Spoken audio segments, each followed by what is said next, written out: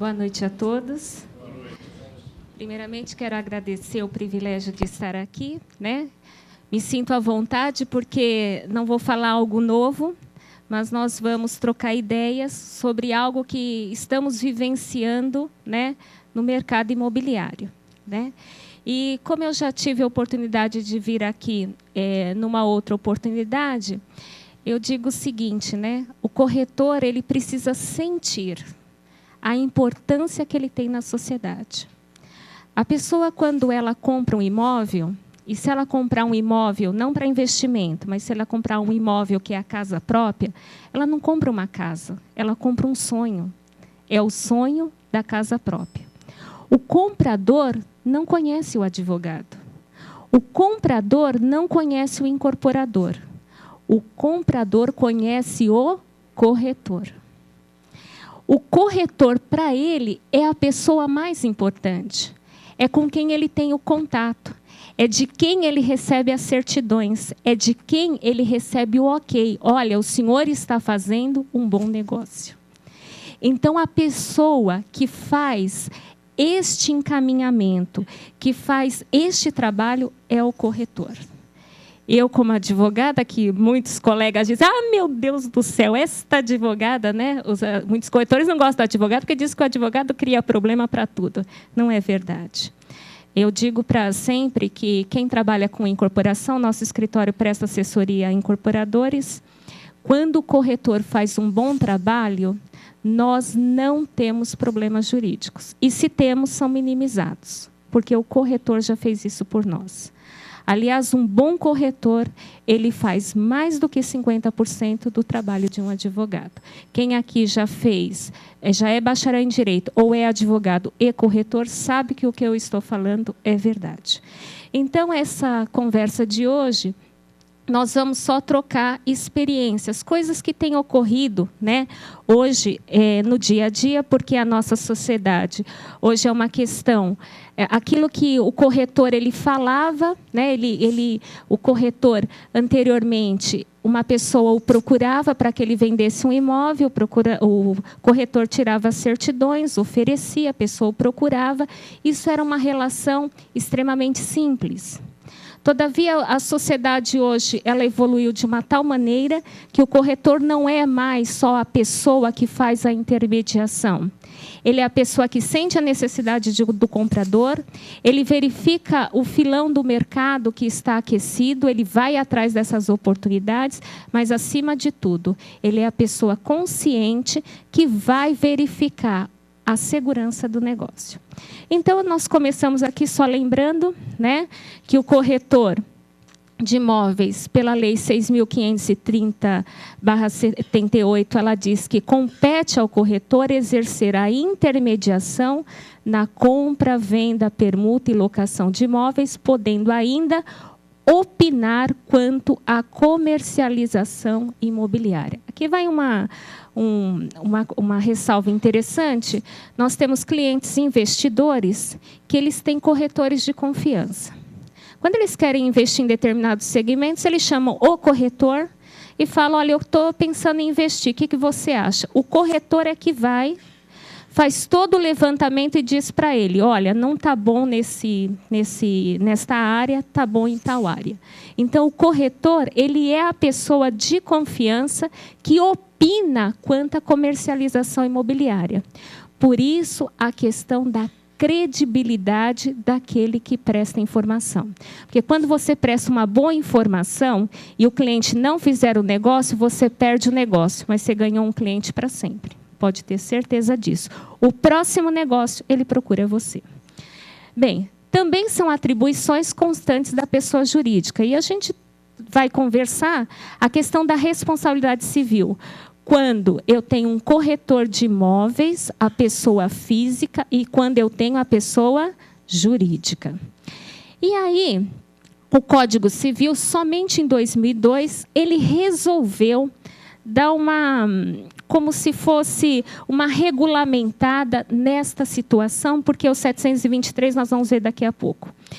Pelo contrato de corretagem, uma pessoa não ligada a outra em virtude de mandato, prestação de serviço ou qualquer relação de dependência, obriga-se a obter para a segunda um ou mais negócios conforme as instruções recebidas. Aqui a gente tem que pontuar que o corretor de imóveis, ele é um intermediador. Ele tem uma relação contratual com o cliente. O cliente lhe passa instruções, ou o cliente o procura para adquirir, ou o cliente o procura para vender, e ele age segundo as instruções do cliente. É diferente do mediador, né? Porque hoje o Tribunal de Justiça ele está instalando a mediação. Mediação eu não tenho especificamente negócio nem com uma parte, nem com outra, mas eu estou ali para tentar compor entre uma parte e outra. O corretor não. O corretor age por instrução do seu cliente. E ele, instruído, ele faz o negócio jurídico. Bem, a professora Maria Helena Diniz, ela sempre ressalva que ele terá a função de aproximar pessoas que pretendam contratar, aconselhando a conclusão do negócio, informando as condições de sua celebração e procurando conciliar seus interesses. E aqui, já começamos a fazer aqui algumas observações, né? É todo mundo que consegue comprar através do projeto Minha Casa Minha Vida? Não, nós temos que orientar. Olha, a sua renda não é compatível com o programa. Ah, mas é o seguinte, eu só posso pagar até R$500 por mês. Todavia, às vezes o imóvel que ela está interessada, a prestação vai ser superior a R$500. E tem pessoas que dizem, mas eu gostei daquele. Olha, vamos fazer o seguinte, eu vou ver se é possível, né, eu conseguir para você o imóvel nessas duas condições. Então, é o corretor que já vai prestando as informações para conciliar os interesses do cliente. Porque tem pessoas que, às vezes, o que serve para um não serve para o outro. A pessoa não tem renda suficiente, ou ela tem uma renda superior. Ela fica fora do programa. Então, você tem que verificar, olha, no programa Minha Casa Minha Vida, eu não consigo te colocar, mas eu te consigo em uma outra situação e mostra para o cliente. Você já vai preparando para que ele possa ter essa satisfação. Bem, aqui nós procuramos lembrar, até para dizer sobre responsabilidade. Do que eu sou responsável? Eu sou corretor, eu exerci a minha função, fui lá, a pessoa me pediu, tirei, está tudo em ordem, por que eu vou ser responsabilizado por alguma coisa? Então, para a gente entender por que está tendo tanto conflito, e, aliás, está tendo tanto problema, porque o mercado está aquecido. Porque se nós não tivéssemos um mercado aquecido, talvez eu não estivesse falando sobre esse tema, e sim sobre outros temas. Mas o tema hoje é porque o mercado está aquecido e nós temos tendo alguns pontos de conflito. Então, vamos lembrar o que a resolução fala para nós, né? Que vocês, mais do que eu, logicamente, estudaram aí. Inteirar-se de todas as circunstâncias do negócio antes de oferecê-lo. Então, qual que é a posição típica, né, que o corretor sempre faz? Olha, uma pessoa me procurou para vender um imóvel.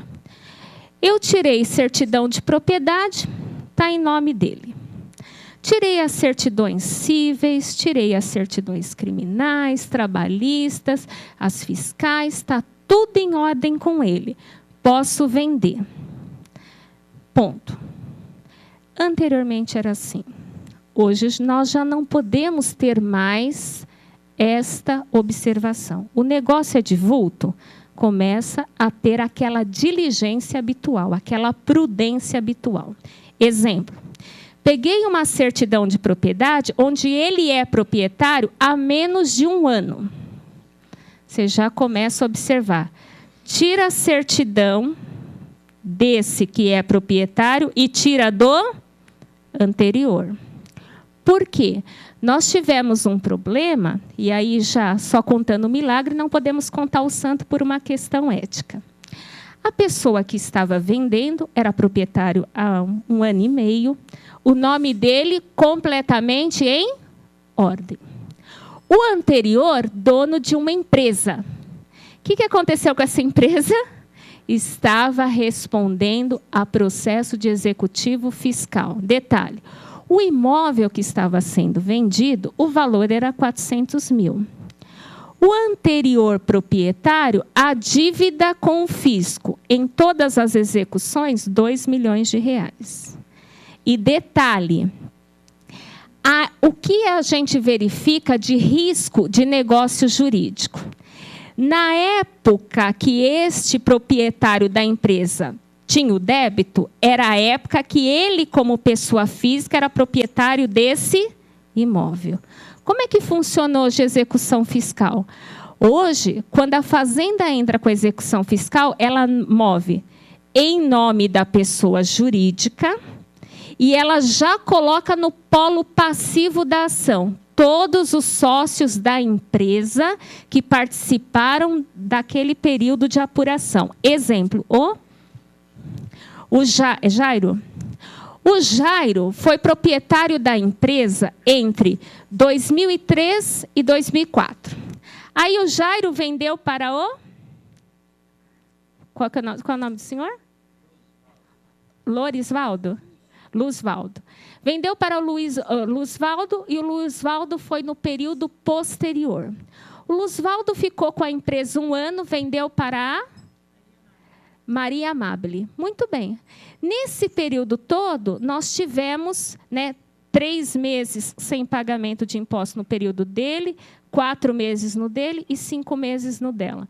Não tem problema. O fisco vai ajuizar a ação, a Fazenda Nacional vai ajuizar a ação, vai colocar pessoa jurídica e no polo passivo, os sócios do período em que tinha débitos. Então, nós teremos 4 pessoas no polo passivo. E a Fazenda, porque tem acesso às informações da Receita Federal, ela já tem a relação de bens dela, dele e dele. Ou seja, os bens que eles tinham nesse período já são garantia da dívida. Então, o corretor de imóveis, quando ele vai hoje tirar uma certidão de propriedade, que ele verifica pela certidão de propriedade que aquele que está vendendo tem um período, pequeno como proprietário, não é que ele está falando, o senhor é desonesto, mas ele é uma pessoa que ele tem cautela. Ele tira desse daqui e tira do antecessor. E ele verifica, essa pessoa física, ele puxa pelo CPF, ele era ou não proprietário de pessoa jurídica. E se ele for proprietário de pessoa jurídica, você já tira, e hoje a maioria das certidões são por internet, tira pela internet se ele já tem algum executivo fiscal nessa empresa. Porque se ele tiver executivo fiscal, tanto fiscal quanto trabalhista, despersonalização da pessoa jurídica, penhora dos bens dos sócios, e com isso a pessoa também está respondendo. Então, ele antes de oferecer. Isso é um cuidado que você tem que ter. Uma outra coisa, que fica chato para as mulheres, mas os homens vão se sentir à vontade de perguntar, a pessoa ofereceu um imóvel, o vendedor, está lá, consta na matrícula, divorciado ou então solteiro, Solteiro ou divorciado há 10 anos, Se a corretora chegar para o vendedor e falar assim, escuta, o senhor namora alguém, o senhor vive com alguém, o vendedor vai pensar, ela está interessada em mim, não é ou não é? Mas os corretores podem fazer a pergunta, mas o senhor vive sozinho há tantos anos, Por que nós estamos falando isso? Se o corretor observar que a pessoa é divorciada ou solteira há muito tempo, isso pode ser homem ou pode ser mulher. Pergunta se ele vive em união estável. Porque se ele vive em união estável, esse patrimônio foi adquirido na constância da união estável, o que o companheiro tem direito? A metade. Porque se ele não tiver contrato de união estável estabelecendo que o regime é da separação, a companheira tem direito meio a meio. Tendo direito meio a meio, você realiza a venda, daqui a pouco tem uma ação anulatória. E uma ação anulatória, ou dependendo da circunstância, que nós vamos verificar aqui, ela vai querer responsabilizar o corretor. Então, o corretor, antes de oferecer, já toma essa informação. Agora, como é que vocês vão ter um jeitinho para perguntar? Vai de cada um. Mas é interessante perguntar. Ah, o senhor não vive em união estável? Então, vamos pôr uma cláusula aqui no contrato, porque falsa declaração é crime. Então, ele, vendedor, vai declarar que não vive em regime de união estável ou vivendo sob o regime de união estável, este bem não integra o patrimônio comum dos conviventes. Tem que constar no contrato?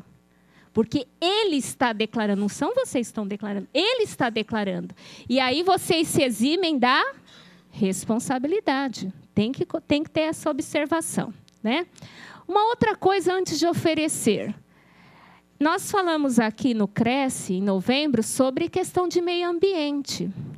Hoje, se porventura houver fracionamento de terreno, loteamento de terreno, desmembramento, incorporação em área que atinja o meio ambiente, o Ministério Público não quer saber. Vai processar o dono do terreno, vai processar o incorporador e vai processar quem? Corretor de imóveis. Então, antes de oferecer, né, tem corretores que são pessoas crédulas, confiam. Não, o advogado do vendedor me falou que está tudo em ordem. Transação imobiliária, responsabilidade de levantamento é do cliente ou é do corretor? Do corretor. Inteirar-se antes de oferecê-lo, no sentido... Ah, você está dizendo quando você vai ter um gasto total. É que tem áreas que compensam esse investimento. Eu tenho corretores que conhecem a área e fazem todo o levantamento, mesmo porque são de grande vulto. Agora, de pequeno, você tem que fazer declaração no contrato. Algumas cláusulas padrões. É o vendedor que declara isso, declara aquilo outro, para eximir a responsabilidade do corretor, porque é ele que está declarando. Não, ele está dizendo o seguinte, que quando ele não tem exclusividade, que todo mundo está oferecendo, ele diz, às vezes, o custo que você vai ter não vai compensar. Todavia, essas questões que eu estou falando, a maioria são por internet e você não tem custo nenhum. Essas certidões, a única coisa que você tem, o custo, é o trabalho humano. Por exemplo, às vezes você tem que ir na CETESB, né, porque eles dão a informação. Às vezes você tem que ir na prefeitura. Então, mas a de executivo fiscal, sim. A da federal, que é do trabalho, é 5 e pouco, se não me falha a memória. É que o pessoal do escritório que tira para mim. Mas não é assim muito expressivo. Mas o que eu vou dizer é o seguinte: quando envolve o nosso nome, a situação é diferente. Sabe por quê? Porque eu vou mostrar aqui alguns casos que eu selecionei para vocês da jurisprudência, que o dono do negócio foi embora ou ninguém achou. E aí colocaram o corretor como responsável solidário. Ninguém achou o dono, quem ficou respondendo sozinho? Corretor. Só que olha a diferença do percentual do valor econômico recebido pelo corretor e daquele recebido pelo dono do negócio.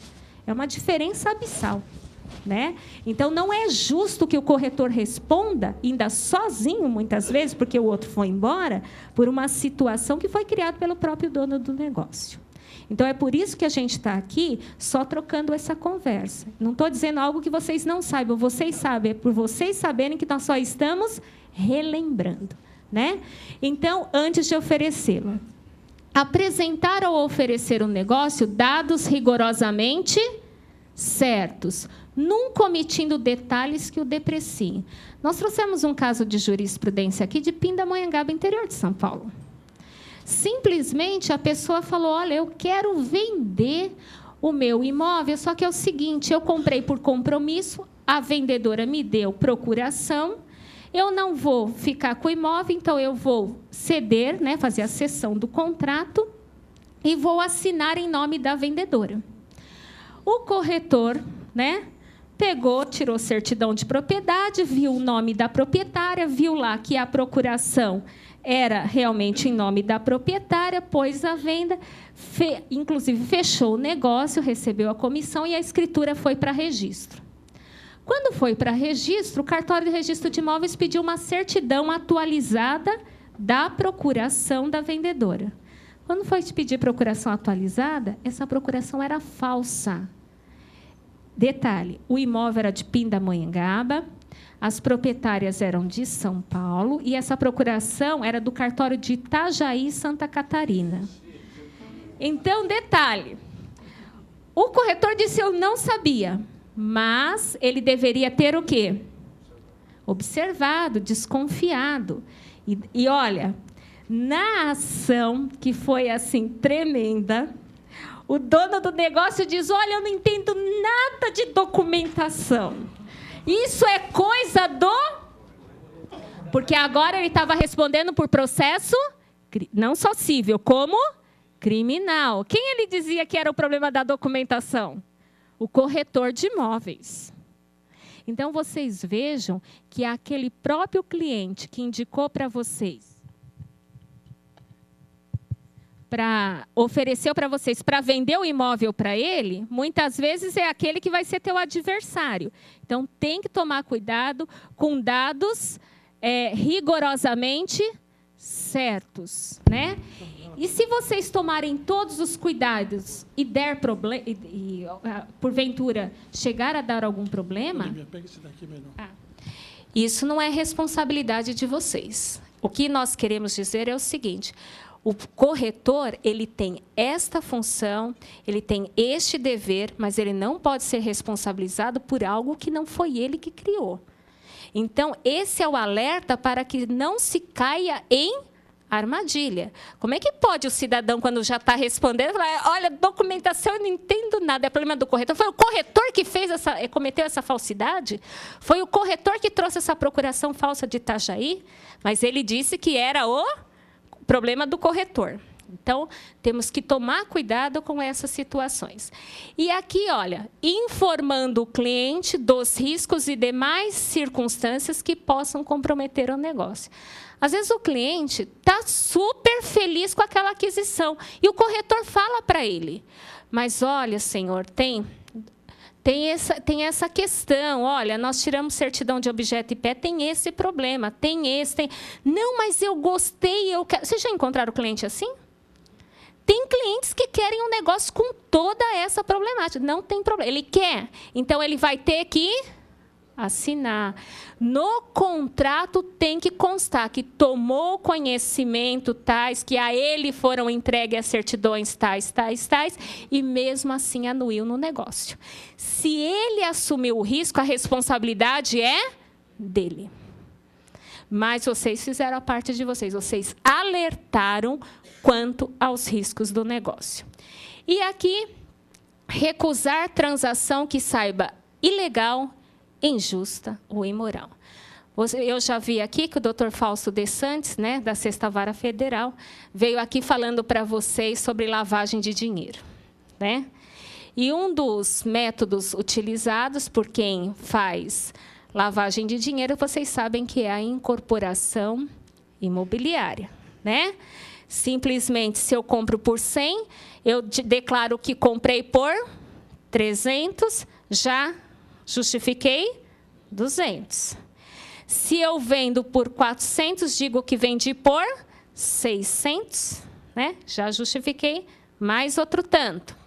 E assim eu vou justificando, e detalhe, hein? Pagando imposto de renda e lucro imobiliário. Porque a dificuldade de identificar a ilegalidade é porque em toda essa movimentação, exatamente se paga lucro imobiliário, se paga imposto de renda e todos os impostos incidentes.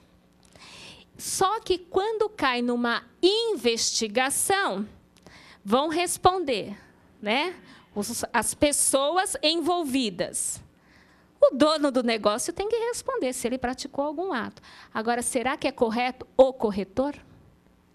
Então, para isso, nem sempre o corretor toma conhecimento, mas se ele desconfiar, se ele tomar conhecimento, ele deve, o que diz a orientação? Recusar.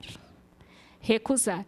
Porque, veja, às vezes, um lucro desmedido numa negociação, se você tiver um processo criminal, bloqueio de bens, sequestro e tudo que vocês ganharam nesta vida, honestamente, a vida inteira, vai ficar bloqueado para indenizar a União no caso de uma ação como essa, de uma acusação como essa. Então, o que nós devemos e sempre orientamos é que o corretor tem que ter essa sensibilidade, tem que ter esse, desculpe a expressão, desconfiômetro, para que isso não venha a ocorrer. Essa é a orientação que nós temos, né, do COFES. É que é muita coisa, então a gente só selecionou uns flashes, me perdoem, a gente também não aprofunda muito, senão acaba, né, perdendo o foco. Bem, quando é que eu sou responsável? Sou responsável pelo quê e em que situação? Né? Então, o Código Civil diz assim para nós: aquele que por ação ou omissão voluntária, negligência ou imprudência, violar direito e causar dano a outro, ainda que exclusivamente moral, comete ato ilícito. Então, ele diz, aquele que... corretor de imóveis pode ser uma pessoa que, por uma ação ou omissão, possa estar ocasionando dano. O dano pode ser patrimonial ou o dano pode ser moral. Nós trouxemos aqui um caso de uma incorporação em que foram registrados os memoriais de incorporação e foram postos à venda as unidades. Só que ocorreu o seguinte, no decorrer dessa venda dessas unidades, houve necessidade de uma alteração contratual. E quando for ao fazer a alteração contratual da pessoa jurídica, foi feita uma série de exigências pela JuSesp, e por causa dessas exigências, não pôde imediatamente ser feita a alteração e outorgadas as escrituras. Isso pode acontecer, né? Só que os corretores estavam sabendo que momentaneamente estava tendo aquele problema, sabiam que ia resolver, como de fato posteriormente foi resolvido, mas não informaram aos compradores. Eles sabiam que o problema seria solucionado, só não informaram os compradores. Um dos compradores que comprou e exigiu a escritura, não pôde ser outorgada a escritura. A escritura poderia ser outorgada assim que solucionasse o problema. Naquele momento, não poderia. E não foi outorgada naquele momento. Ele não teve dúvida. Entrou com ação de indenização por danos morais contra o incorporador e contra quem? Corretor. Ele não estava dizendo que patrimonialmente ele teve prejuízo, mas ele estava dizendo que ele não foi informado, que não poderia ter a escritura e que ele havia comprado para investimento, queria agora dar esse imóvel numa outra negociação e não tinha escritura, o outro comprador não aceitou. Então, ele disse, essa situação me causou um profundo dissabor, um profundo descontentamento e eu quero danos morais. Né? E detalhe, em primeira instância, ele ganhou, aí a imobiliária e o incorporador recorreram ao tribunal, foi um voto bem apertado, 2-1. Um relator entendeu o seguinte, o corretor ele fez o que está ao alcance dele, essa parte de alteração contratual não é responsabilidade do corretor, responsabilidade do incorporador. Mas os dois outros relatores disseram o seguinte, realmente, a responsabilidade da alteração é do incorporador, mas a responsabilidade do corretor é de não ter o quê? Informado.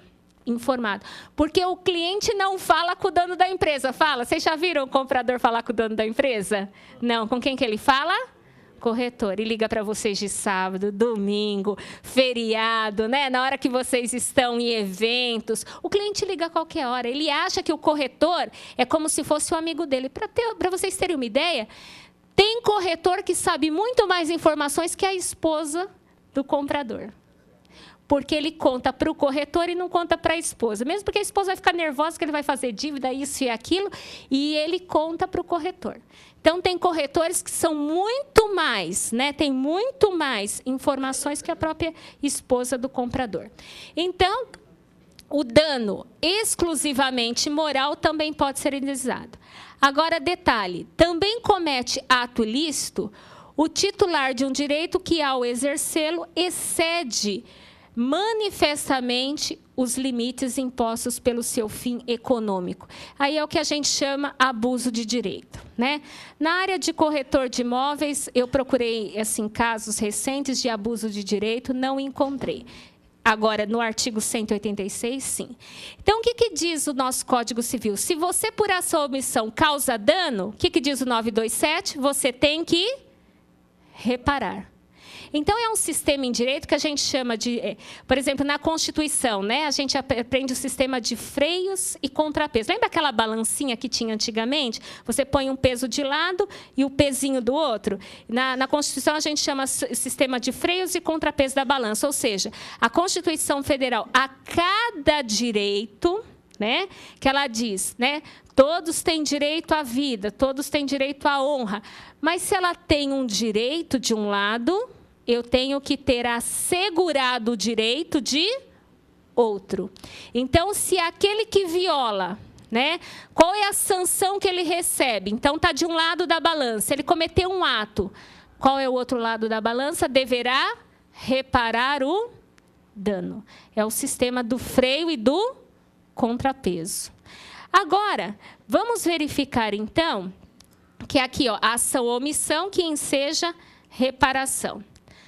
Conduta do agente aqui para nós. O corretor, ele vai ficar numa situação de cometer um ilícito. Aí vocês vão dizer, eu não cometi crime. Não. Tudo que começa com i ou em direito significa não. Lícito é conforme o direito. Ilícito é contrário ao direito. Débito, eu devo. Indébito, eu não devo. Então, tudo que começar com i ou em direito significa não. Então, aqui, ó, imprudente, o que significa? Sem prudência. Então, a pessoa, né, verificou lá, eu tirei certidão de propriedade, estava tudo em ordem. Eu tirei lá do IPTU, estava tudo em ordem. Eu tirei a certidão, estava tudo em ordem. Só que ele tem que ser prudente, ele tem que verificar em cada caso concreto. Ah, não, olha, o cliente já me deu as certidões, nem precisei gastar dinheiro. Será que é bom que o cliente tire as certidões? Eu não aconselho. É o corretor que tem que tirar as certidões. Nós temos um caso aqui, nem sei se eu trouxe aqui para vocês, mas foi uma das pesquisas que nós fizemos. Era a compra e venda de um apartamento. O que você faz? Além dos documentos, você pede a declaração do síndico ou da administradora que não há débitos de condomínio. Não é isso? E pedimos também a ata que elegeu o síndico ou a administradora para nós verificarmos se realmente quem deu a declaração poderia tê-la dado. Só que detalhe, o cliente falou, para o senhor não ter trabalho, pode deixar que eu pego lá na administradora. A certidão a declaração era falsa. Era falsa. E detalhe, a administradora, quem estava vendendo, falou, olha, segura aí que eu vou vender e vou acertar o débito. Não é isso que o condômino fala? Olha, segura aí as pontas, não executa, que eu já estou vendendo apartamento e vou pagar todo o débito. A administradora, confiando na palavra do condômino, o que ela faz? Não, tudo bem. Só que o cidadão vendeu o apartamento, pagou o débito? Não, não pagou o débito. Não pagou o débito, está lá o adquirente, né? Recebe o oficial de justiça uma execução de condomínio. Execução de condomínio, o problema é de quem era o antigo proprietário que fez o débito ou é um problema do condômino atual? Condômino atual, nós chamamos de obrigação propter rem. O que é obrigação propter rem? Própria da coisa, que segue a coisa. Tem obrigações que não interessa se quem fez a dívida é Antônio, João, Maria. Interessa é quem é o titular da coisa no momento que fez a dívida, no momento que a dívida está sendo executada, perdão. É o caso do IPTU. O IPTU não interessa para a prefeitura se quem é o proprietário é João, Maria, não interessa, vai responder quem está como proprietário do imóvel. E, no caso, o condomínio também é obrigação propter rem. E aí, nesse caso, a pessoa foi acionada, se sentiu lesada, porque ela conhecia o proprietário? Não. Sabe quem ela conhecia? Corretor de imóveis. Então, essa questão tem que ser prudente. Então, quando é punido? Quando a pessoa é imprevidente, né? Negligente ou incauto. Incauto é aquela figura mais tranquila. Eu podia ter visto, né? E não vi. Aquele dever de cautela. Eu tenho que ter um dano causado e eu tenho que ter um nexo. O que nós vamos dizer? Eu posso dizer que este dano é culpa daquela pessoa. Eu tenho que ter, numa situação concreta, que eu sofri este prejuízo, seja patrimonial ou moral, por culpa do corretor de imóveis. E detalhe, todos não, né? Mas muitos advogados encontram motivos para dizer que o culpado foi o corretor. Coitado do corretor, porque o cliente não conhece, muitas vezes, o dono do imóvel. Eu estou mentindo? Não, às vezes ele conhece o dono no dia da escritura. Às vezes, nem no dia da escritura, porque tem procuração. Ele não conhece, ele conhece o corretor. Já vou me adiantar aqui, que desculpa, eu estou cansando vocês. Então, no corretor, na responsabilidade, nós temos duas situações. Uma, que eu investigo se a pessoa foi ou não incauta, imprudente, negligente ou imperita. A isso, quando eu olho pelo lado do sujeito que cometeu o ato, eu chamo de responsabilidade subjetiva. Eu tenho que apurar essa culpa. Agora, há situações, como é o Código de Defesa do Consumidor, em que o direito não pergunta, olha, você foi imprudente, imperito. Não. O direito diz o seguinte, houve o dano? Você era o fornecedor do serviço? Então, você paga. Ah, mas eu não fui culpado. Ah, tudo bem. Então, você paga e entra com ação contra quem é o verdadeiro causador do dano. A essa responsabilidade nós chamamos de objetiva. E eu vou dizer para vocês que o CRECE, Conselho Regional, Conselho Federal, eles preocupados com a avalanche ou a possibilidade dos corretores serem acionados, além de orientar sempre a classe, sempre estar alertando sobre problemas, etc., ele já colocou aqui na resolução, artigo 5º. O corretor de imóveis responde civil e penalmente por atos profissionais danosos ao cliente a que tenha dado causa por imperícia, imprudência, negligência ou infração ética. Aqui, o Conselho Federal dos Corretores de Imóveis está dizendo que a responsabilidade do corretor é objetiva ou subjetiva? Agora nós vamos conversar. Vocês aqui são profissionais liberais ou vocês têm pessoas jurídicas imobiliárias? Quem aqui é pessoa jurídica? Quem tem pessoa jurídica? Então, nós vamos fazer assim, ó, separa de um lado e separa de outro. Quem aqui é profissional liberal? Então, primeiramente, eu vou falar para os profissionais liberais. Ó, tem gente que está em cima do muro, porque não disse nada, não é? Esse em cima do muro não vale. Ou é subjetivo ou é objetivo. Né? O Conselho Federal dos Corretores de Imóveis está dizendo: a responsabilidade do corretor é subjetiva, ou seja, juiz, analise em cada ação que for proposta, que seja inserido o corretor na ação, se ele foi imprudente, negligente ou imperito. Porque se ele não foi, se ele tomou todos os deveres de cautela, se ele tomou todos os cuidados, ele não pode ser responsabilizado. Isso é o Conselho Federal numa resolução orientando o Poder Judiciário. A Lei 6.530 diz, olha, o corretor, como a pessoa jurídica, só pode responder por dolo ou culpa. Dolo ou culpa quer dizer, você tem que investigar se naquele caso concreto, realmente, de novo, a pessoa foi imprudente, imperito ou negligente.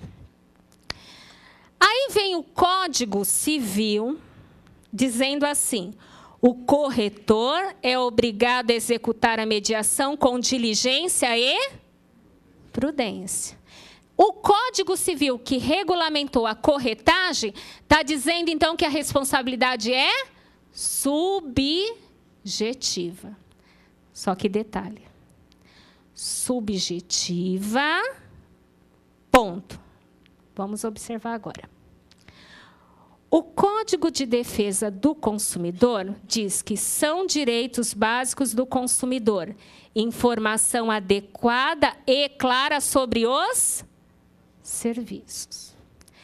E diz no artigo 46 que os contratos que regulam as relações de consumo não obrigarão os consumidores se não lhe for dada a oportunidade de tomar conhecimento prévio de seu conteúdo e os respectivos instrumentos. Aí agora nós já vamos começar a separar a turma. Hoje, a jurisprudência, os tribunais entendem o seguinte: você é corretor de imóveis profissional liberal, o artigo 14 do Código do Consumidor, parágrafo 4º, diz: eu tenho que apurar em cada caso concreto se você foi culpado ou não. Agora, se você é uma imobiliária e a pessoa que procurou, ela procurou o serviço, a pessoa é consumidor e você é o quê? Fornecedor. Se você é fornecedor, sua responsabilidade é objetiva. Teve prejuízo, você paga e cobra de quem é o responsável. Aí o detalhe, nas relações de consumo, sempre são colocadas todas as pessoas. Então, é colocado o dono do terreno, é colocado o incorporador ou o vendedor e é colocado o corretor. Todo mundo. Tudo bem? A imobiliária, né? Colocado todo mundo. Só que todos respondem solidariamente. Lembra daquele lema? Um por todos e todos por um.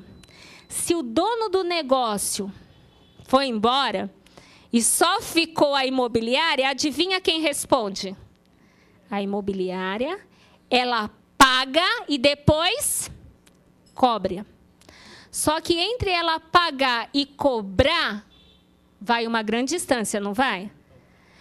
Nós temos situações, só citando o milagre, sem contar, né? Quem foi?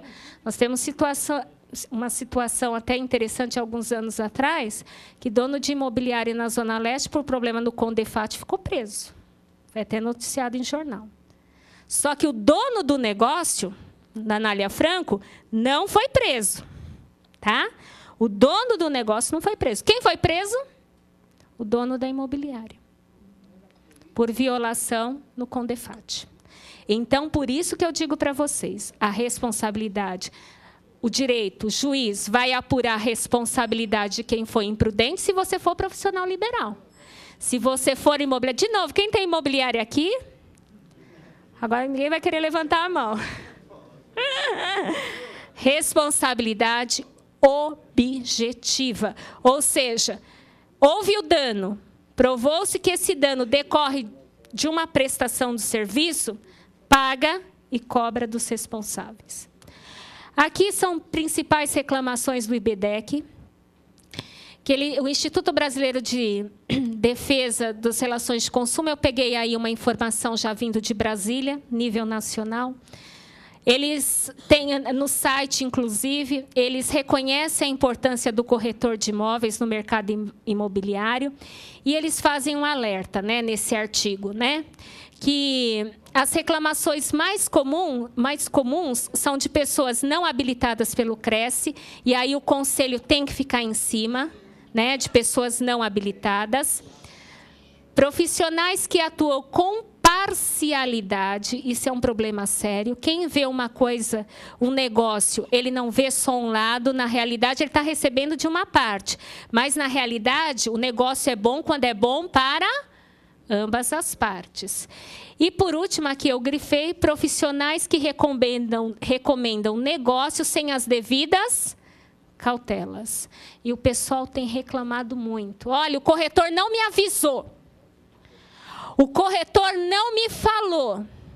Eu disse, ele falou que dava certo. Gente, eu penso o seguinte, que se você está vendendo, muitas vezes, um negócio, é uma situação, uma casa é um sonho, você está vendendo outra, você tem que informar. Agora, não, eu quero assim mesmo. Então, tudo bem. Então, vou pôr aqui no contrato que a senhora recebeu as informações, que a senhora concordou, para tirar essa responsabilidade. Porque o IBDEC tem recebido várias reclamações nesse sentido, né? E aqui, só para não cansá-los mais, porque eu vejo que o assunto é extenso, né? E a gente cansa, né? Eu falei, a gente acaba falando muito. Eu coloquei situações de responsabilidade subjetiva, um caso aqui de Pindamonhangaba, que aqui o interessante foi que a pessoa colocou que o corretor que tinha que ver o negócio, que era a obrigação do corretor. E aqui o relator, de uma forma muito feliz, disse o corretor, esta parte da documentação que foi dada ao corretor, né, ele foi aqui incauto, né? Ele deveria ter tirado uma certidão atualizada. Aqui é uma de São Vicente também, em que aqui também se apurou responsabilidade subjetiva, porque aqui era um profissional liberal. Aqui foram condenações feitas a imobiliárias, aqui Terra Nova, aqui Tugão Imóveis, aqui Terra Azul, simplesmente, por exemplo, nessa situação da Terra Nova, era aquela situação da questão da alteração contratual, em que a imobiliária não avisou os adquirentes que naquele momento não poderia ser outorgada a escritura. Aqui nesta comarca de São José do Rio Preto, perdão, e essa situação aqui, ó, Ministério Público, aqui foi de meio ambiente. Respondeu criminal e respondeu civilmente. A imobiliária foi condenada, olha a decisão aqui, ó, 23, olha essa decisão aqui, ó, 5 de julho de 2011. Tribunal condenando aqui, ó, Tugão Imóveis também por documentos, problemas documentais, em que a imobiliária respondeu juntamente com o dono do imóvel. Isso aqui são condenações, vocês vejam que são coisas recentes na condenação objetiva e solidária, tá? Bem, conclusão. Os corretores de imóveis, como profissionais liberais, respondem de forma subjetiva. O juiz vai verificar em cada caso concreto se vocês, porventura, foram imprudentes, negligentes ou imperitos. Agora, se porventura vocês têm pessoas jurídicas, são proprietários de imobiliárias, neste caso, o juiz, por um imperativo legal, vai dizer, realmente, esta pessoa teve um prejuízo, esse negócio foi feito na sua imobiliária, você responde juntamente com os demais, e se não encontrar ninguém, você continua respondendo, se tiver que pagar, você paga e cobra dos demais. Então, nós gostaríamos que ficasse esse alerta, né? Aqui não foi debates de teorias do direito, mas foi de questões práticas, né? E aqui vale só uma orientação. Né? Existe um mandamento que nós aprendemos, que é o seguinte: ame ao teu próximo como a ti mesmo. Faça o negócio como se fosse para você ou se fosse para as pessoas que você ama. se você tomar todo o cuidado como se fosse para você, tenho certeza, nós não precisaremos mais debater esse assunto. Muito obrigada a todos. Até uma outra oportunidade. Boa noite, doutora Lívia. Meu nome é Jairo Bonilha. Eu gostaria de agradecer primeiramente pela sua palestra, né? Tenho certeza que elucidou o tema para todos nós e será de muita importância. Mas eu gostaria de comentar o seguinte, não uma, mas algumas vezes, normalmente a gente às vezes se depara com alguns problemas que mexo também com um pouco de documentação e costumo requisitar na compra e venda dos imóveis os documentos que entendo pertinentes. A princípio, tira-se algumas certidões e às vezes é necessário aprofundar com certidões de objeto de pé e muito mais além. E os clientes, muitas vezes, acham ruim com a gente porque acham que está pedindo coisas demais, que a coisa está ficando cara e tal. E já vi também escrituras que foram passadas, porque existe uma lei federal, estadual, municipal, que falam sobre a possibilidade de o adquirente, a pessoa que está adquirindo o imóvel, não solicitar essas certidões e assumir aquela escritura com base nessa lei e tal, e o cartório cita na escritura que o comprador abriu mão das certidões, tal, assim, e muitas vezes parte por esse caminho. Gostaria de saber da senhora se a senhora já teve algum caso que deu problema, não conheci nenhum até agora, e como ficou no caso o corretor e as partes, uma vez que se utilizaram desse expediente, abriram mão das certidões. Entendo eu até que uma vez que se abriu mão das certidões, fica um isento, corretor, vendedor e o comprador que assume eventual prejuízo, porque ele não fez questão dessas certidões e abriu mão fundamentado nessa lei, né? Deixa eu dizer uma coisa para vocês, essa pergunta é muito pertinente. Às vezes, até pela exiguidade do prazo, que às vezes a pessoa quer na hora, passa-se as certidões dizendo que o comprador dispensou a apresentação das mesmas. Se o comprador dispensou, ele assumiu o risco. Então, se houver algum executivo fiscal ou alguma ação que venha a bloquear este imóvel, ele venha a perder, ele não pode imputar responsabilidade ao corretor. A única ressalva que nós fazemos é que, em direito, você pode alegar o erro.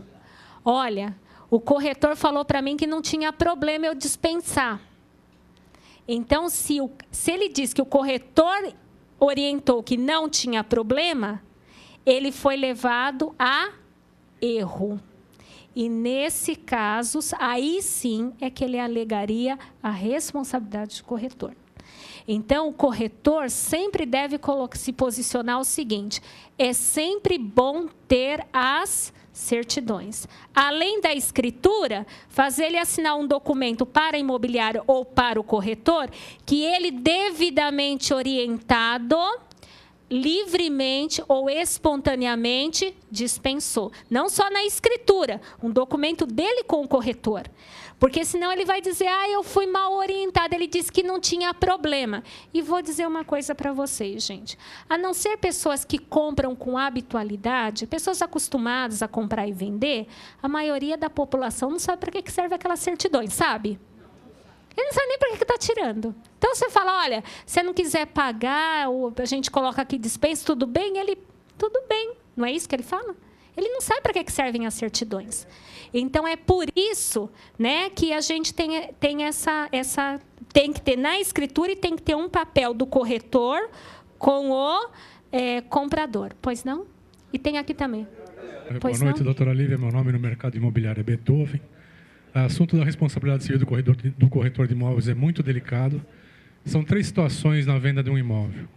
Quando a senhora disse no começo, por procurador, se está tudo em ordem do vendedor e comprador, certidões, não existe processo, não existe nada, existe algum problema de o procurador ter processo?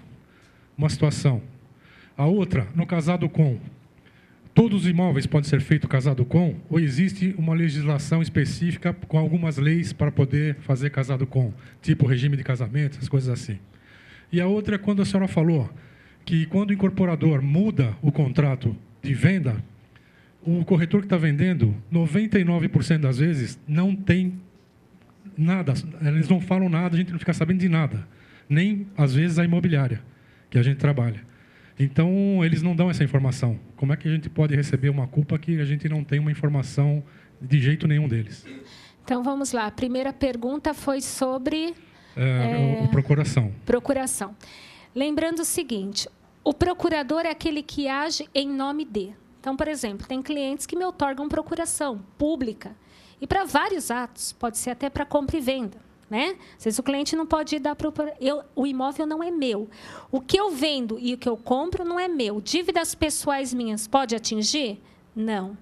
O problema é outro.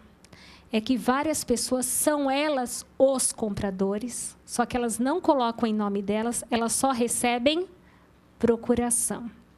E quando elas transmitem por procuração, alguém lá atrás está alegando não que ele é procurador, mas que ele, no fundo, é o verdadeiro proprietário, que houve simulação. Então, esse é o risco. Não é o risco do negócio que é o procurador. Não, o risco é quando quem é o procurador, ele não é procurador. Na realidade, ele é o próprio dono. E com uma procuração atualizada, você se exime disso? Não, aí você se exime porque você diz, eu não tinha como saber que ele era o dono. Tá? Para que a imobiliária não fizesse isso. E, olha, eu aconselho a imobiliária a tirar a certidão atualizada.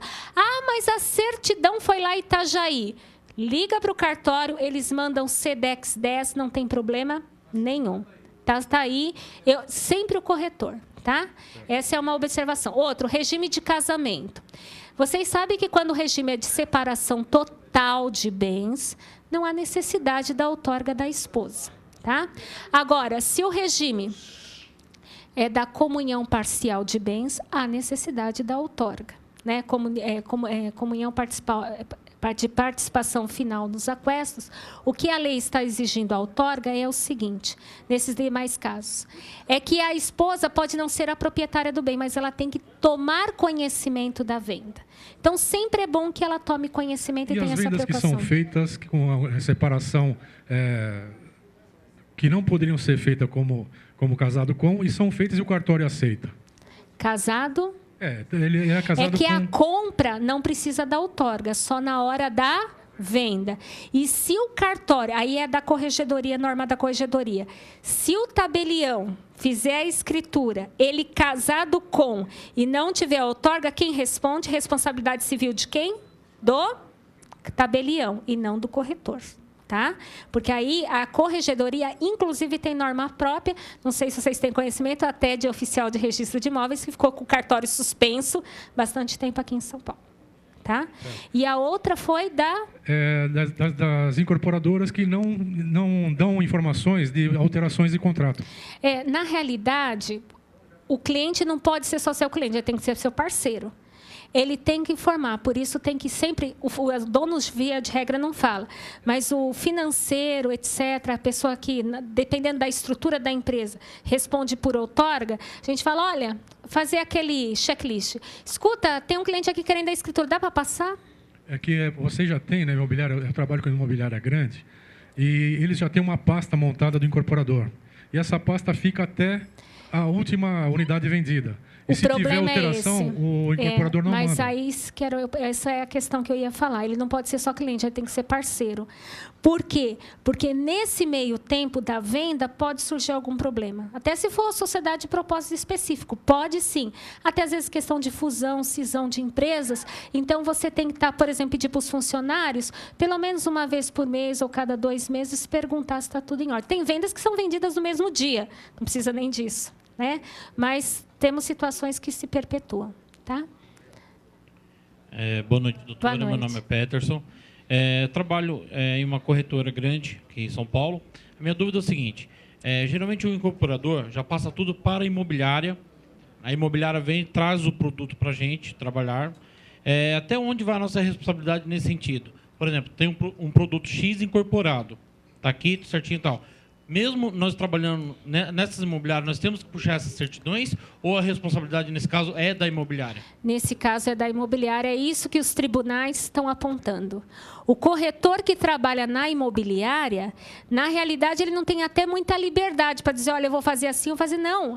É o dono da imobiliária que fala, você vai ficar nesse empreendimento, as condições são essas, o preço negociado é esse, então você não tem liberdade. Então, nesses casos, os tribunais dizem que a responsabilidade é da imobiliária. Tá? Agora, se você é o dono da imobiliária, o negócio é com você. Tá bom?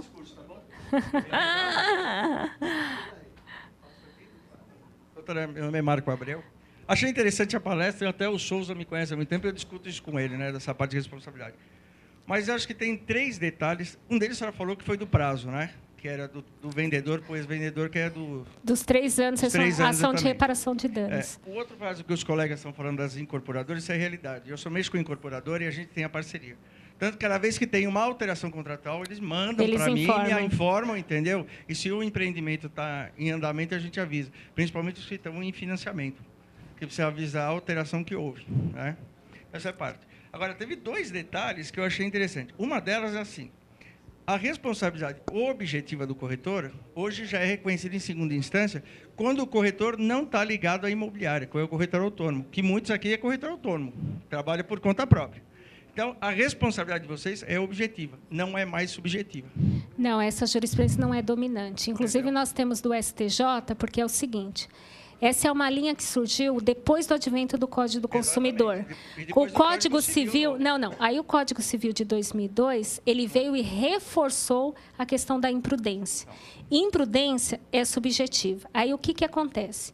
Quando é imobiliária, ele impõe que seja objetiva. Exatamente. Agora, o corretor, o COFES, o Código Civil e a lei de que regulamentou a profissão de corretor de imóveis diz que é subjetiva. Aí você vai dizer, mas Câmara tal disse que é subjetiva. Tem que recorrer para o STJ, porque o STJ, inclusive a Nancy Andrighi, num voto muito particular, ela diz que o corretor, o profissional liberal, é responsabilidade subjetiva. Tem que recorrer para o STJ. Tá? É recurso. A outra parte é essa cláusula de responsabilidade do comprador, que a gente coloca em contrato. Eu tive um caso que houve uma discussão pela ignorância do comprador. Entendeu? Essa é uma discussão, é outra polêmica que está se causando. Em primeira instância, os juízes têm acolhido que a responsabilidade, o corretor responde porque a cláusula que tem lá, a pessoa não tinha o conhecimento. Em segunda instância, ainda não tem alguma coisa definida para ver isso. Aí eu queria saber a sua opinião.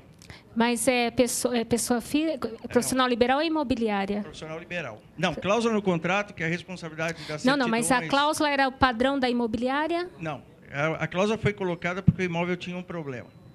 Aí o comprador falou, não, eu tenho ciência. Aí você põe a cláusula que ele tem responsabilidade por abrir mão de alguma exigência. Então, a minha opinião, tá? Porque, assim, direito, cada cabeça uma sentença. O que acontece, que às vezes é a minha opinião não é a do juiz, e às vezes que é do juiz não é da maioria das pessoas. A gente tem isso também em direito. O que eu digo é o seguinte, se ele foi informado, vamos imaginar que fosse o pior caso, é o caso em relação de consumo. Em caso de relação de consumo, diz que todas as cláusulas desfavoráveis ao consumidor têm que ser colocadas em negrito e destacado. Se você, mesmo num contrato particular, você colocou negrito destacado, ou seja, deixou lá ressalvado, e mesmo assim ele assinou, me perdoe, eu não posso responsabilizar o corretor de imóveis. Porque se o pior, que é a relação de consumo, ele verifica, salvo se você informou, que é o dever de informação, então, se ele lá, a imobiliária não responderia, por que o corretor responderia aqui? Então, tem que bater forte como foi instituído o Código de Defesa do Consumidor. Porque aí o juiz está entendendo, ele é um consumidor, ele é hipossuficiente, ele não sabia o que ele estava fazendo. Não é assim. Porque mesmo na relação de consumo, quando o consumidor é avisado, negrito, caixa alta, sublinhado, e mesmo assim ele assinou, ele não pode alegar desconhecimento. Tá? Cláusula restritiva.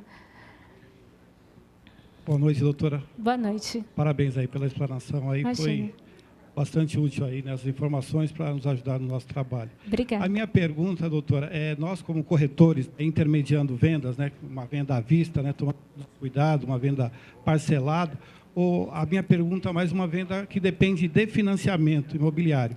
Quando o cliente ele aparece na imobiliária ou se apresenta para o corretor, né, e vê o imóvel, aí faz uma proposta, né, de compromisso de compra, né, e essa proposta vira um contrato, onde ele tem um sinal, né, um valor em dinheiro, né, para compor o valor do imóvel, e o restante ele depende de um saque, de um fundo de garantia e de um financiamento.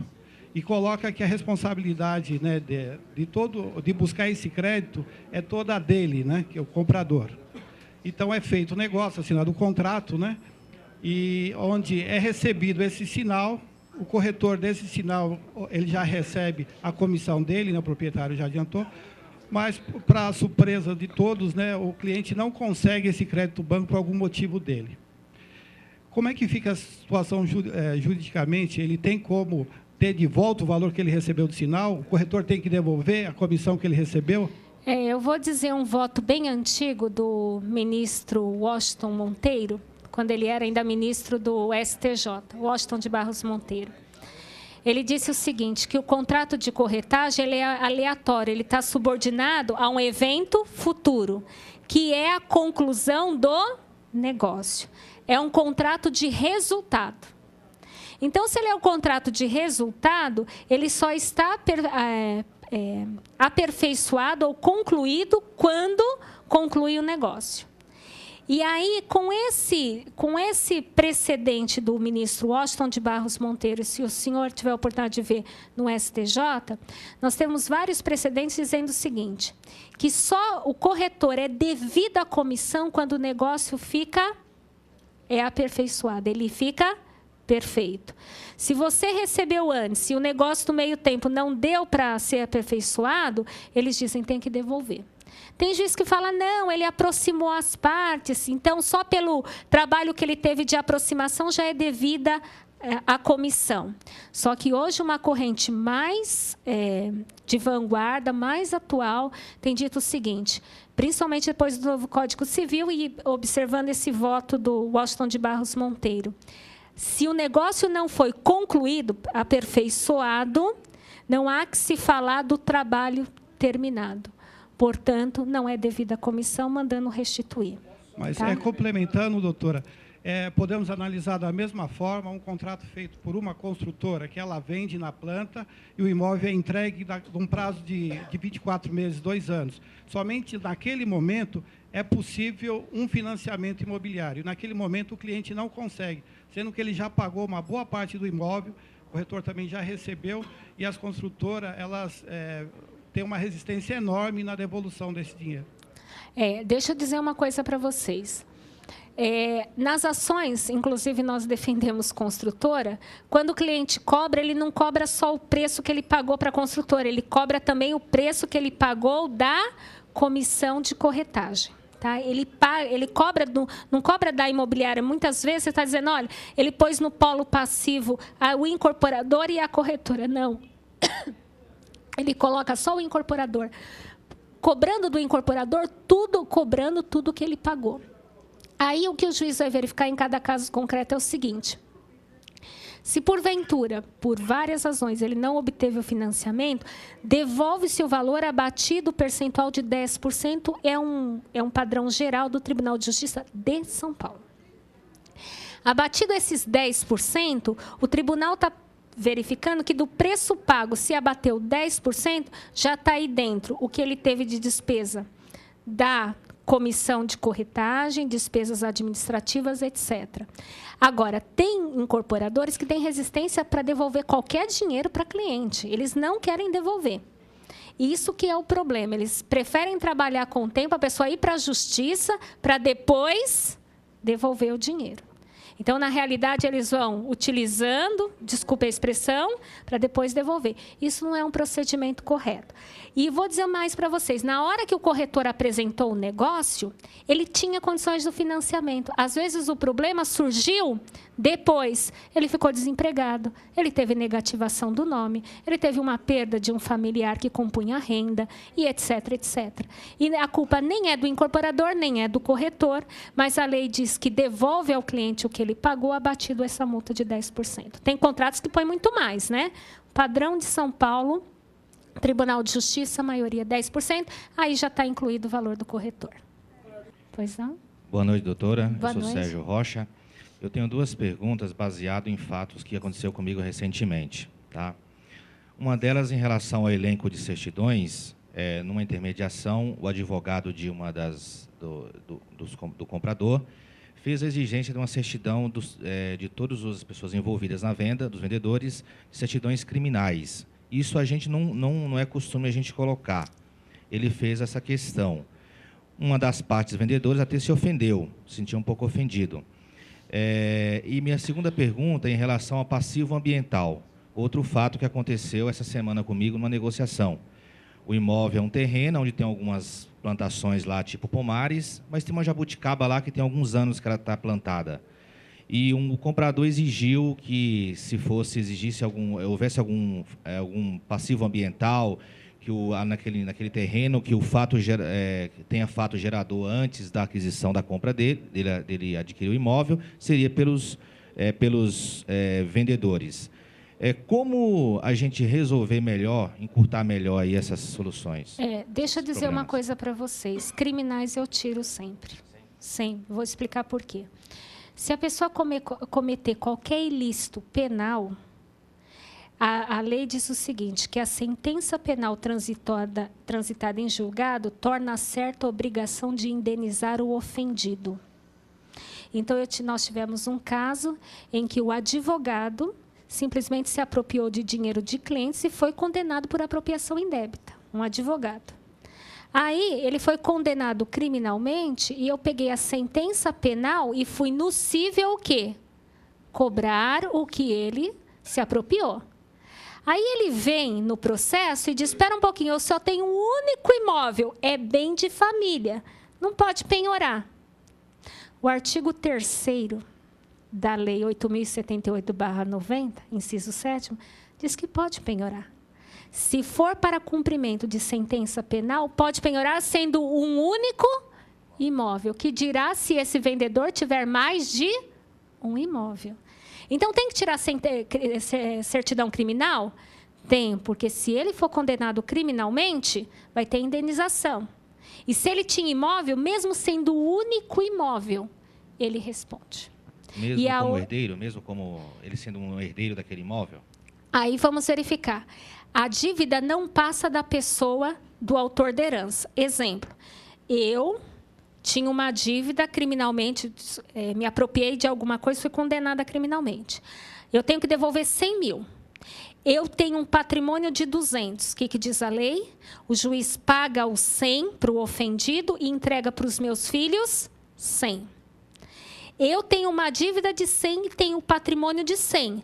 O juiz entrega aquele bem para o ofendido e meus filhos não recebem nada. Eu tenho uma dívida de 100 e o meu terreno é 50. O juiz entrega os 50 para o ofendido e não pode cobrar os outros 50 dos herdeiros. Ou seja, a dívida não passa do autor da herança.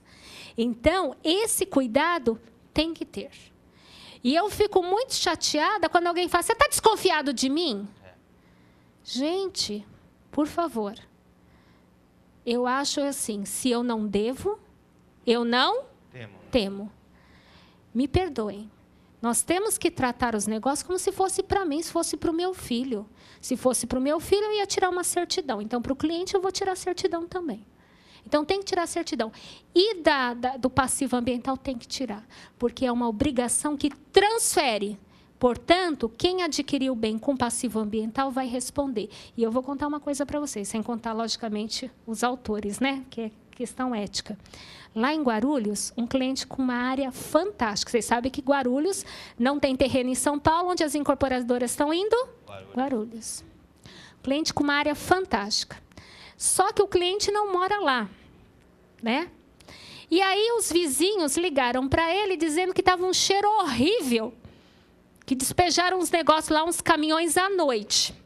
O cliente não entende nada de cheiro, não entende nada de nada. Foi lá no local, viu que tinha um odor, uns negócios que à noite eles tinham aberto, quebraram o portão, entraram com caminhões à noite, vários caminhões, e despejaram lá. Ele não sabia o que era, foi até a Prefeitura de Guarulhos. Falou, olha, eu não sei, despejar à noite lá, vocês não podiam ver, eu não entendo nada. A Prefeitura chegou lá e verificou que aquilo lá era tudo lixo tóxico. Sabe o que a Prefeitura resolveu fazer de Guarulhos? Mandou jogar concreto em cima para resolver o problema, porque estava exalando e podia contaminar os moradores do local. Mandou jogar concreto em cima, concretou aquilo lá. O que aconteceu com o passar do tempo com aquele lixo? Contaminou o quê? Terreno e o lençol freático. Sabe o que aconteceu? Passou mais ou menos 1 ano e meio, algumas crianças começaram a apresentar problemas de dermatite, adultos, etc. Resumindo, foram verificar de onde é a origem, vai investigar, é da água da onde? Foi verificar a contaminação de lençol freático. Hoje, para descontaminar o terreno, ele foi ver, ele não consegue. Foi a Prefeitura que jogou o concreto em cima, tem que tirar aquilo lá e tem que descontaminar o solo. Ele está hoje, os orçamentos, entre 5 e 6 milhões de reais. Para ele vender, ele teria que vender por um preço que alguém comprasse e descontaminasse para construir em cima. Qual é o empreendedor que quer comprar uma área daquela? Não quer. Exatamente. Se fosse uma área loteável, hoje, loteável, né? Se tivesse tudo em ordem, ele teria na faixa de 1 a 2 milhões. Só que para descontaminar é 6. E detalhe, o Ministério Público está processando criminalmente porque quer que ele faça a descontaminação. Ele não tem recursos para isso. Nem que ele dê o terreno, ele não faz. Então, passivos ambientais tem que tomar cuidado. Sabe um problema também quando o senhor vender? Áreas de antigos postos de gasolina. É difícil não ter problema de ambiental. É difícil porque o tanque não tem jeito. Com o passar dos anos, ele começa a vazar, pinga no lençol freático. Comprar a área de antigo posto de gasolina é um problema sério. E o cliente responde. O mesmo vizinho também? Área vizinha? É porque é o seguinte, contaminou o lençol freático, só foi aquele local?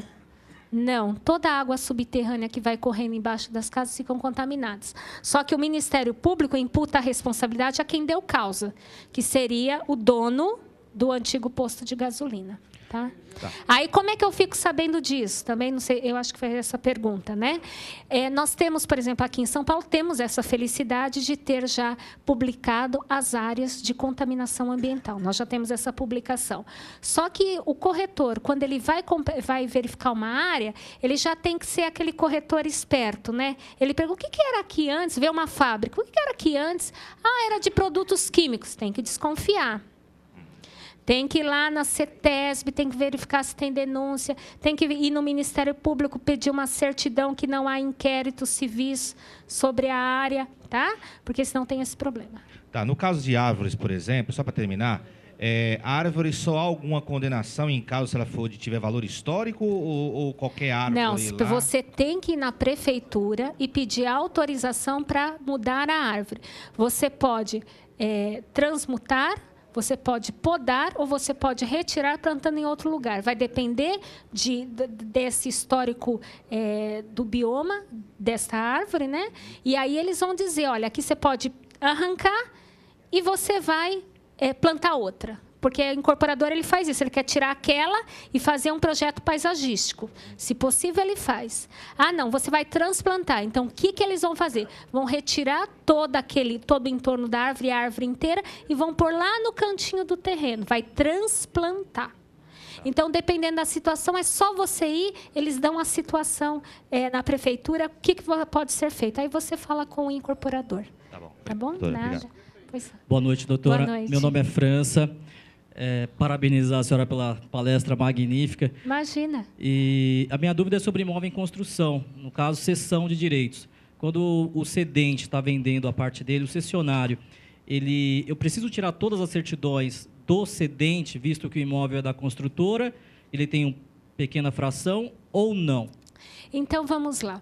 Vocês sabem que quando eu vou fazer uma incorporação imobiliária, eu registro os memoriais de incorporação com todas as certidões. Portanto, legalmente, quando você registra a incorporação e expõe à venda, ele está em ordem, não tem problema. Então, quanto a isso, você não precisa tirar certidões em relação ao imóvel. A questão é que, às vezes, o cedente já declarou que comprou. E aí ele está devendo para alguém e ele está passando para frente. Isso pode caracterizar fraude contra credores. Então, nesses casos, quando é cessão de contrato, você vai ter que verificar o seguinte: se foi recente, foi dentro do ano, provavelmente ele não declarou imposto de renda, mas você, por precaução, tira certidões para ver se ele está devendo alguma coisa. E se, porventura, já tiver mais de um ano, corre o risco dele ter declarado. Aí eu te aconselho realmente a tirar e fazer constar. Por causa da DIMOB e das construtoras e também o imposto de renda, ele pode detectar, né, o imóvel que tinha ali a fração. Não só detectar, como é o seguinte, às vezes o comprador ainda não declarou, porque a dele é anual. A do comprador, via de regra, é anual. Mas a construtora, quando ela vendeu, ela declarou que vendeu. Então, vai ter que ter o casamento do CPF. Só que, se porventura houver uma cessão de contrato, a construtora lá na frente, quando ela transfere, ela cobra a taxa de 2%, que é a praxe do mercado, porque ela está transferindo. Então, ela vai declarar que vendeu e que esse foi cedido para o outro. Para ela, não tem problema. O único problema que nós temos, assim, em relação ao cessionário, é que se ele comprou e esse cedente cedeu os direitos que ele tinha, recebeu dinheiro, mas estava devendo na praça. Se isso já houver a informação de que ele tinha, o credor soubesse que ele tinha, o credor vai pedir para bloquear esse imóvel, que são os direitos reais de aquisição junto à incorporadora, e aí o cessionário pode ficar numa situação difícil, podendo até perder o imóvel. Tá? Então, eu acho que é prudente que o faça. Boa noite. Luiz Macedo. O rapaz fez a pergunta sobre as certidões criminais lá. Eu já sou corretor há algum tempo e os próprios tabeliões não exigem as certidões criminais. Não. Se eles dão fé pública, eu acho que... nunca tirei certidão criminal. Deixa eu dizer uma coisa. Eu acho que ela não é obrigatória. Não, a questão não é obrigatória. A questão é de quais certidões você retira. Nós tiramos, que são as obrigatórias. Agora vamos dizer das obrigatórias. As obrigatórias são a da certidão atualizada da matrícula, débito do IPTU, a do condomínio e as pessoais, ok? Só que, detalhe, isso só resolve hoje? Não. É o que eu disse que antes os corretores tiravam, estava o problema resolvido. Não basta. Porque hoje as pessoas têm relações civis, comerciais, trabalhistas, podem ter implicações criminais e, detalhe, podem estar respondendo a inquéritos civis. E eu vou dizer dessa precaução. Um cliente meu é dono de incorporadora. Quer pessoa mais experiente do que incorporador? Ele não precisa falar. Ele faz isso, toda a incorporação faz negócio. Ele foi comprar uma área vizinha à chácara dele. Ele precisou falar com a doutora Lívia? Imagina. Pediu todas as certidões, estava tudo em ordem, ele comprou a área e anexou essa área à área dele. Quando ele fez o registro da escritura, passou 15 dias, chegou uma intimação do Ministério Público. Sabe o que é? A área vizinha que ele comprou da chácara, o antigo proprietário fez aquele modo brasileiro de limpar o terreno, né? Ateou fogo. Só que quando ele ateou fogo, ele matou toda a flora ali existente, né? E aí houve um processo, que inclusive a Polícia Ambiental, e depois transformou no inquérito civil. Quando ele tirou as certidões, inquérito civil não sai certidão, se você tira no fórum. Só que, detalhe, ele pagou no terreno, se não me falha a memória, me perdoe, 150 mil nesse anexo. Só a multa era 180 mil. Então, e fora a parte criminal. Só que a parte criminal eu conseguia tirá-lo, porque ele não foi o autor. Só que, civilmente, quem responde? Ele. Então, ele é uma pessoa super experiente, se viu numa situação. Então, criminal é uma cautela. Verificar se aquele que está vendendo é dono de empresa é outra cautela. Verificar se essa empresa está respondendo a processos é uma outra cautela, né?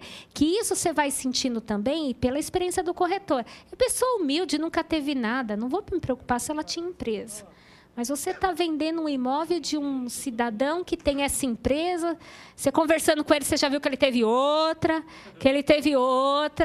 aí você olha a certidão lá, você sabia que o imóvel era dele, mas está em nome da filha dele. Ah, mas a filha dele está com esse imóvel só tem 1 ano. Deu para entender? Então, não tirou criminal. Você não vai tirar criminal? Não tira. Eu tiro. Eu tiro porque é o seguinte, eu respondo, eu, Lívia, civil e criminalmente, eu dou o laudo do risco da negociação. Se eu falar que não tem risco e tiver risco, quem responde? Eu. E eu tenho que indenizar o cliente. Porque na porta todo tabelião tem lá na parede os documentos exigidos, e esse não tem, por isso que eu estou falando aqui. Eu tiro. Certo? Não, eu tiro muitas certidões. Até essa da CETESB, Gropoab, Sabesp, tudo que eu vou lá e tiro. E vou dizer um negócio para vocês. O pessoal diz assim, né? Eu tenho um cliente aqui, ele é investidor. Ele fecha negócio assim, ele fala assim, agora o negócio está fechado, mas agora eu vou dar o telefone da minha advogada. E já vou avisar, ela é muito chata. Me perdoem. Eu sou muito chata com documentação. Eu sou muito chata. Eu sou, assim, daquela que minuciosa. E detalhe, quando o cliente fala, mas eu quero o negócio, eu faço tudo para viabilizar um negócio. Se tiver que fazer retificação, eu faço. Se tiver que fazer uma nova forma de contratação, eu faço. Mas eu só gostaria que falassem para mim a verdade. Porque dentro da verdade, a pessoa pode negociar. Olha, realmente eu tive um problema, eu vou vender. Já teve caso, sabe o que eu fiz? A pessoa estava devendo. Eu falei, vamos fazer o seguinte, uma parte eu pago o teu credor, pego a quitação, te apresento no dia da escritura. Eu fiz isso, eu negociei com o advogado, e detalhe, ele pagou menos que a dívida total. Aí paguei, mostrei para ele, cheguei na hora da escritura e abati. O cliente ainda ficou satisfeito, o vendedor. Tá bom? Gente, me perdoe de eu ter me estendido demais, viu? Foi um prazer estar aqui com vocês e a gente continua conversando informalmente.